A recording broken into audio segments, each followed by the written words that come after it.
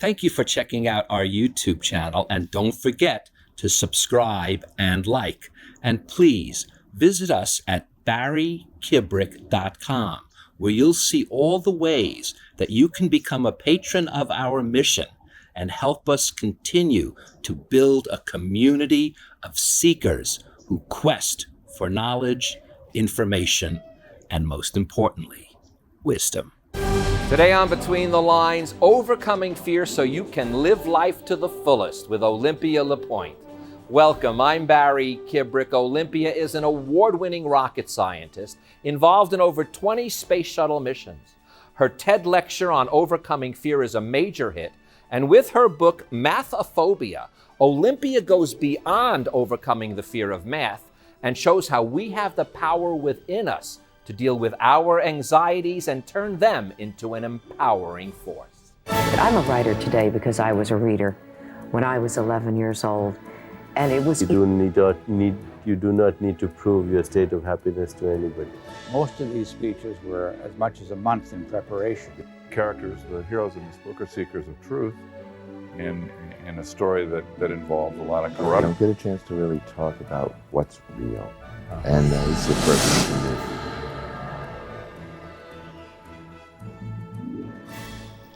Olympia, it is a pleasure to welcome you to Between the Lines. I've had many rocket scientists and physicists on the show. I must admit they didn't quite look the same.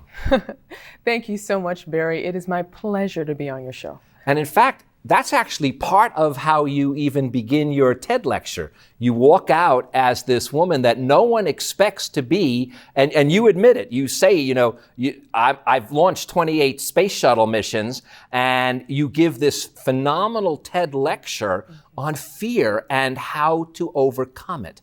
And that's what first attracted me. And then your book about fear, in that particular case, is about math fear. But as I told you earlier in the green room, we can use it just to discuss fear. It's that relevant. Yes, fear is something that everyone has to overcome. No matter who you are, fear is what stops us from becoming successful. In my book, Mathaphobia, and also in my TEDx lecture, Reprogramming the Brain to Overcome Fear, I talk about the 3 steps to overcome fear so you can do anything you want. And in my case, I became a rocket scientist, but that was only after I learned the process of what fear was and how to reject it, then a way to reprogram my brain, and lastly, how to take the steps that I needed in order to accomplish what it was that I needed to do. And I think if there's one message I want to make sure that everyone takes home, including myself and you and the viewers, is that we're not talking ever about eliminating fear. You can never eliminate the most primal emotion that we have as human beings. It's what we can do once we have that fear to overcome it, to conquer it, to fight through it. That's what's the fascinating thing. The fascinating thing is exactly what you said. Fear will always exist, but the question is, will we choose to accept it or reject it? That's the question. In my life, surprisingly, people are shocked. I became an award-winning rocket scientist, but I failed algebra, I failed geometry, I failed calculus and chemistry in high school, and people are completely shocked. And I had a teacher in my 11th grade and 12th grade year that showed me how to study and how to invest in myself in education. And it was through that process I recognized that fear was a choice. And fear, once we knew what it was, we could remove it. But it required us to name it. And in my book, I talk about what mathaphobia is. And what mathaphobia is, it's a severe fear that happens in the reptilian part of the brain that shuts off the frontal brain lobes from working. And when that happens, someone's incapable of solving problems. Yeah. And you make certain to let us know that it's not our fault. Yes. See, that's where I think people have the most problems, is they begin to blame themselves for this fear. Yes. And then that puts them in a vicious downward cycle. And that's why you say, name it, face it. Yes. Am I right? That's because otherwise, by not doing that, you spiral downward rather than lift upward. I am fortunate. I completely agree with you. I am fortunate. I have had the ability to teach at the college level as a professor in mathematics. And throughout the years of teaching mathematics, I saw this type of characteristic that was happening in the individuals. And then later, when I started my own educational corporation, I started seeing the same patterns of these individuals that have this fear. And so it was surprising. I decided to name them. And I named them based on what they were doing. The first person was Quincy the quitter. Quincy is a person who will quit before he even tries. The next person is Donna the overdoer. Donna is someone who tries and tries and tries, but she still misses the mark. The next person is Samuel the struggler, who is brilliant, but he struggles to understand how other people see things, so he has trouble explaining himself. And the last person is Crystal the criticizer. She will blame everyone for her poor performance because she doesn't know how to become a beginner again.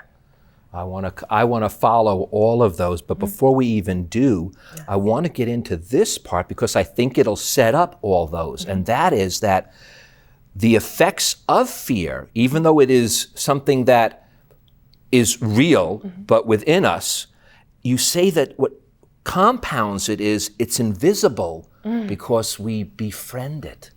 We almost become as if the fear is off. I don't know how to say it, but it becomes within us. It becomes more than befriended even. It gets embedded within us. Yes. In my book, I share my own personal story. And in chapter 1, as well as the last chapter, I bring it to a full circle. And in my own personal life, I had to learn how to reject fear in my own life. I was a person that was raised in a poverty-stricken area in South Central Los Angeles. At the age of 10, I was in a classroom and I had my face sliced open by a gang member. And I was in an educational environment where I was never expected to go to a college or university. And in that process, I was befriending fear. I was accepting it in my own life. And I was so much accepting it that I didn't think that there was any other option for hope. And it wasn't until I was busted into another area with predominantly a different socioeconomic class of individuals and students did I realize that I actually had choices. And part of that choice was, did I choose to continuously think that everyone else's problem is what would prevent me from being successful? Or was I going to be courageous and not decide to follow the same path in which was destined or supposedly predestined in the area in which I grew up? Well, when you said that the first thing you did was find that fear, name it, and that in itself, by the way, once you do that, you begin the empowerment. I from what I gather through the lectures and through the book. But then you go on and you say we must, though, now, once we do that, we have to reprogram our brain and literally fill them with different thoughts. Because as we said, we can't eliminate the fear, but we can fill our brain with different thoughts of how we're going to overcome them. Yes, yes. I look at the brain as a computer system. Now, I was very fortunate and I launched 28 missions into outer space through the Space Shuttle, NASA's program. And in that process, I saw engineering close up.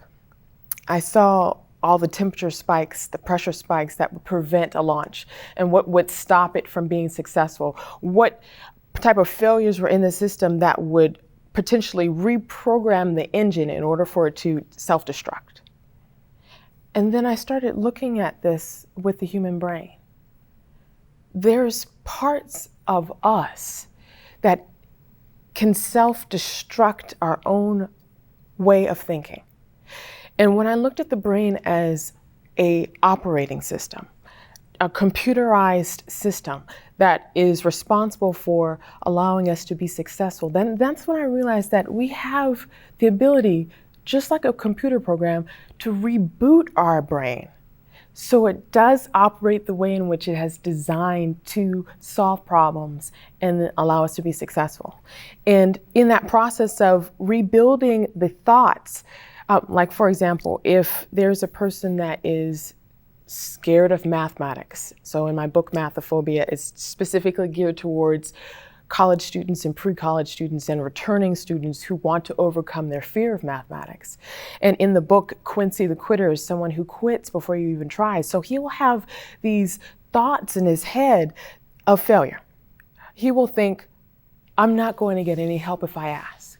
Or he will have some other thought of mind of, if I try, I'm going to fail, so why should I start? And so these are self-destructive thought processes that are attached to fear and not his own thinking, not the way that his brain was designed to think.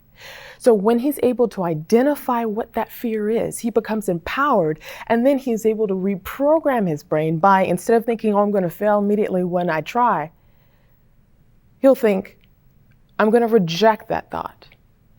Rather, I'm going to start this.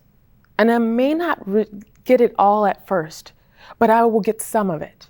And each time I go, and each time I move, and each time I go towards trying to understand a little bit piece of more of it, I will understand it. And when he decides to have that mind frame, when he decides to choose that way of thinking, he thus is reprogramming his brain. And he's creating neurons in his brain to actually create pathways so his frontal brain lobe begins to work. And yet you still take it one step further. You take it out of our head and you say, we must rebuild the brain, but we do so by taking action. Taking action. Take action. In fact, you say specifically in direct opposition to your fear. Now, I do think is probably the toughest part, but anytime you take action, it's a lot tough. It's very easy to do everything up in here, you know, don't you? It just is. Oh, yes. It is. But taking that action and then in direct opposition of your fear, I almost feel liberated just by saying those words. Great. And my goal is for the American population and international population to understand that there's a choice and there's a liberation to removing fear. You tell us, learn to become a beginner again. So the direction could be simply start over. Start it over and go in the opposite of your fear. Exactly. And I learned that personally. I remember when I left rocket science, I decided to leave and I went to a prestigious banking organization. And I was using mathematics to prevent a currency shortage. But I recognized that although the math was fun to use and I was applying it in a new way, I was passionate about science and education, and mathematics specifically. And I took the bold move to leave, but the economy tanked across the United States. And then I was teaching part-time, and there was no full-time opportunities across the United States because no one was hiring. And that's when I had to learn to become a beginner again, and it was tough because I had to redefine myself independent of what others thought, but how I saw myself. But you give us a little clue to that, because although we've been talking a lot about up here, you say open your heart and open your brain. That sounds like one of those times when you opened your heart first and then the brain opened up. Yes. I happen to be a very spiritual person. And I remember praying, and I remember thinking to myself, well, not thinking to myself, but praying and asking, where do I go now? How do I help people? I was helping people before by launching rockets. How do I help people now? And I received, share with people how you overcame your own fear. And that was the most challenging and exciting task in front of me, because I remember for years people would ask me, how did you get out of the hood? How did you get out of gang violence? How did you change your life around? And I used to be upset when people would ask me that question because I thought I didn't owe them an explanation, but in reality I did. I owed the explanation to others, especially the next generation, to know how to be successful in education, but most importantly, I owed it to myself. I needed to know how I did it. I realized that I had to fully understand how I changed my own situation and how I will be able to continuously change my future for the better. And only after I understood that is when I was able to share it with other people. In the book, you do a little riff. And actually, it's not a little riff. It's only a little riff because of the way I put it in my notes. But I'll riff it anyway that way. In the book, it's actually, they go far apart. But I loved it as a little riff, okay? So I'm going to play that with you if you don't mind. And it had to do with the words divorce and marry. And it goes like this. And it says, first thing, I'll just give it in the order that it was. It was divorce, compulsion, remarry, freedom. That was for Donna the Overdoer. And Barry, I thank you so much for looking deeply in my book and figuring out and picking out that piece that is so pivotal for changing each one of these characters into be someone else. Divorcing fear and remarrying freedom is the highlight to change each one of these problem-associated characters into someone else. For example, it's so amazing. When I just think about all these scenarios, I think about my own life. But for example, Donna the Overdoer, when she is able to divorce the hardship and remarry freedom and divorce this compulsion that she has, she becomes Sarah the strategist. And in Donna's case, she is a person who is an overachiever. And surprisingly, I find that 75 to 80% of college students are Donna the Overdoer. Donna is a person that is used to succeeding at everything that she does. And when she misses the mark or when she doesn't get it right, she beats herself up. And she thinks the more time I spend into it next time and the more I dedicate to it, I've got to do it extensively. She then essentially shoots herself in the foot because she is not stepping back and looking at the big picture and understanding that there's a strategy to solving problems. And if the way didn't work before, there may be a better way that may work so she doesn't have to spend all her time and energy into being this person who is married to this compulsion. Let's take some more divorces then, because this is kind of fun. So you also then say divorce stigma, because doesn't that come along with the fear is stigma, and marry respect. And that is specifically given for Samuel the Struggler. Samuel is a brilliant thinker, and Einstein was actually Samuel the Struggler. Einstein was a person that had trouble in mathematics when he was younger, and they associated him with a person with a learning disability in his youth because he did not explain it in the same way that other people did. And so Samuel the Struggler in my book I share is a brilliant Einstein in disguise. He's a person who thinks differently, but he has typically been labeled with a learning disability or some sort of way in which he faces a difficulty in learning in the same way and at the same time frame that other people have that opportunity to. And so he thinks that something's wrong with him and he accepts a stigma when that's the furthest from the case. Once he is able to respect the way that he thinks and captivates himself with the way in which his own brain works, when he delves into the way in which he sees things, for example, he may have dyslexia, he may see numbers backwards, but is it only a certain period of time when that happens, or is it just when he looks at two number or letter combinations together? If it is a person with attention, like the ADD with the attention deficit disorder, is he or she a person who puts in the wrong types of foods into his system, so that is disabling his learning ability. When he learns to understand his own brain and his own body and fully understands what can make him or herself better, then he learns to respect himself, and then he in turn starts attracting the respect from other people, and then he is known as Ivan the Innovator. Now, this is the one that I think is the most important, whether it's from the book or from real life, and that is divorce fault and marry fortune. Because when you looked at all of those things, stigma, compulsion, they're all things that you are blaming yourself for. So I found this one to be the universal one. Divorce the fault. It's not and I want to be careful.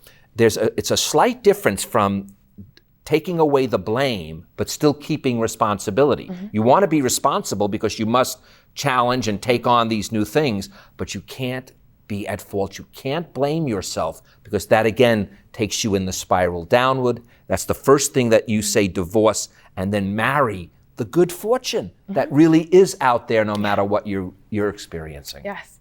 It's so funny when some of my friends are successful and they either write a book or they get on a show or they win the lottery. It's amazing, because I am so happy for them, because I know that there is enough good for all of us out there. And so many times we are stuck into the mind frame that there's a limited amount of fortune available. And when people are in this mind frame of accepting fear, it can come in the form of blaming oneself and blaming other people. And I see this constantly. We see it in the work environment. If a deadline is missed, oh, it was that person because we need to get this paperwork in on time and that person didn't do it. And it is constantly creating an environment of destruction. And this isn't just applied to an educational system. It is applied to a job system. It is applied to entrepreneurship. It is applied to parenting. When we learn that we can take ownership over both the good parts and the bad parts, the self-blame disappears. And that is crucial within the first step of learning to reject that way of thinking and to receive a new way, which is a fortunate way. There are always opportunities in which someone can ask, how can this change and what can we do next time to make sure that the outcome is what we want? And that's when you finally say, decide to trust. Because that's at that point when you're able to do that. Yeah. Yes. Trusting is the hardest. Trusting is the hardest thing for someone to do who accepts fear. Trust is the key that will open up the heart, which will open up the mind, which will reject fear for good. And it starts with trusting ourselves. We have to trust ourselves to know that we can change our future. We can trust ourselves to know that we can change our thoughts. We can trust ourselves to know that our thoughts are inherently good and that fear has never been a part of it. And I share that in the last chapter of my book, Mathaphobia. And I'm thankful to know that there is a combination between the heart, the mind, and our actions. And what I definitely want to get across to America and to the next generation, all the pre-college students, the college students, and even entrepreneurs and parents, is that there has been all these different ways in which fear has been introduced into our thought pattern, whether it be parents, whether it be teachers, whether it be just environments. But we do have a choice on how we handle it, and we do have a choice on rejecting it. And if we choose to reject fear and know and name the fear that we have, and then choose to reprogram our thoughts to the ways in which I identify in the book and the TED Talk, we can then take action that will support the pathway that we've always dreamed about going. And that pathway is what I took to become a rocket scientist. And you know, you gave it a name. You said, I was given the talent to imagine. I call it faith. Yeah, faith. Faith. We have to have faith. Hope that there's something better. Olympia, with people like you around, I am certain there is something better. Our time is up. I can't believe it. I could listen to you for days. I want to end with these words. When you, and this is how we began the show, when you demand to see fear's face and know its name, you are empowered. Thank you, Olympia, for sharing your power with us today. Barry, thank you. And thank you all for joining us. Now, before Olympia leaves, I would like to leave you with these few more words from Mathaphobia. As critical thinkers, we can override the fear within our brains. We can no longer solely be ruled by emotions. We have the opportunity to start fresh and move forward to a new beginning and a new life. I'm Barry Kibrick. Between our brains and our emotions, we can always start fresh and create the future we desire.